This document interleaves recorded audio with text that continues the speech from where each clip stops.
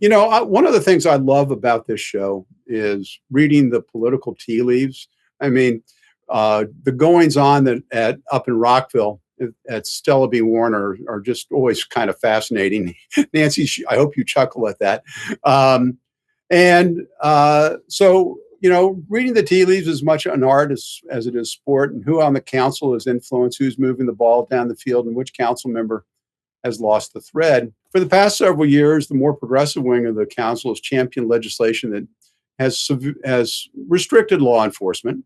And in general, the public has tolerated and supported these reforms as long as they were really focused on police accountability. After a year-long effort by Council Member Will Jawando to prohibit police consent searches, the county's Public Safety Committee voted 2-1 in opposing the bill.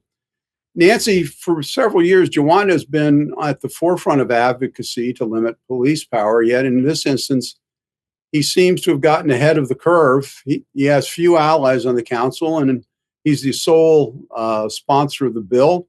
Has the political shift, has there been a shift in political power, or is this just a bad idea? Well, I have to say, since I was on the council, it's been 6 years now, the new council members are, frankly, more purely political, I think. And this is one of those cases where I think Mr. Jawando and Ms. Mink in particular are, sort of putting out their personal political agenda. And it really doesn't matter if you get some things passed. You get a platform in which to enunciate your points of view. And, you put that on your resume and you make your point. So obviously, this particular piece of legislation does not have a lot of steam, but it has been a platform.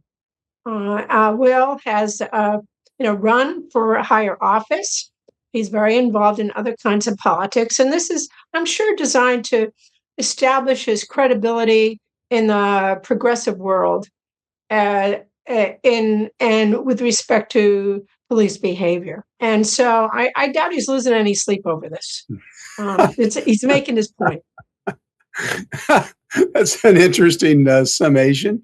I mean, I'm a little cynical, but well, I mean, that's the whole point of watching the political maneuverings go, that are ongoing, because a bit of it is cynicism. And Stacey, has the public mood, shifted in favor of more law and order, a result of being fed up with the rise in crime in the county?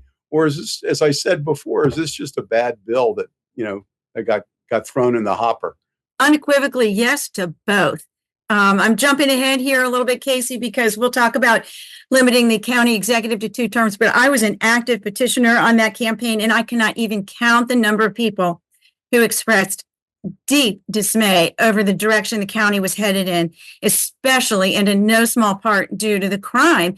And, just as a small example of what's going on, I stopped at a gas station in Gaithersburg last week, and there was a warning sign to protect your valuables and lock your car while pumping gas. It made me recall the Beltway sniper incident back in 2002.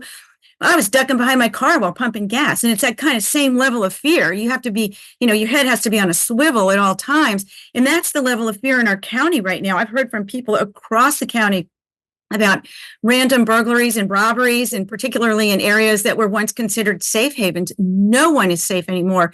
And I believe that the result of the sort of social justice efforts to minimize how police could do their jobs most effectively has led to sustained and presently unrecoverable attrition in the force. And the cops are not likely to respond to a break-in with any urgency, and unless blood has been drawn, and only because they're just completely stretched thin. The author of Montgomery Perspective does a great job on reporting on the police staffing issues, and I'm sure we're going to hear more to come about that in the future, because this is a critical issue. I mean, people want to be safe in their houses, and we've been blessed in Montgomery County to actually have a wonderfully safe environment to grow up in and live in and raise our families. So more on this to come.